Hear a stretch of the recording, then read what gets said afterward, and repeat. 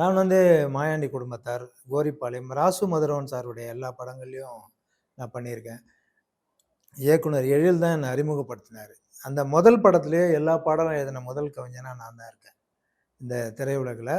ஏன்னா, அவருக்கு வந்து நாங்க படம் பண்ணணும்னு முடிவு பண்ண உடனே நெறைய பாடல்கள் வந்து கம்போஸ் பண்ணோம்.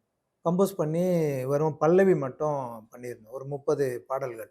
அதெல்லாமே என் கூட ஒரு 2 கவிஞர்கள் இருந்தாங்க. அவங்களும் சேர்ந்து பண்ணாங்க. ஒரு 60 பாடல் எடுத்துன்னு போய் இயக்குனர் எழில் கிட்ட குடுத்தோம். அவரு பாட்டெல்லாம் கேட்டுட்டு, முன்னாடி சொன்னேன் இல்லைங்களா ஒரு பல்லவி, இத எழுதின கவிஞர மட்டும் கூப்ட்டு வாங்க அப்படின்னு சொல்லிட்டு சொன்னாங்க. நாங்க போனோம். போன பிறகு இந்த 60 பாட்டுல இருந்து நான் ஒரு 7 பாட்ட தேர்ந்தெடுத்திருக்கேன். 3 பேர் சேர்ந்து எழுதியிருக்கீங்க. எந்தெந்த பாட்டு யார் யாரோடது தெரியுமான்னு கேட்டாரு. தெரியும்னு சொன்னேன் நானு. ஆனா அவரு வரிசையா சொன்ன எல்லா பல்லவிகளும் என்னுடைய பல்லவிகளா அமைஞ்சிருச்சு. உடனே என்ன பண்ணாரு, என்னுடைய படத்துல நீங்க எல்லா பாட்டும் எழுதுங்கன்னு சொல்லிட்டு எல்லா பாடல்களும் எனக்கு அந்த வாய்ப்ப குடுத்தாரு.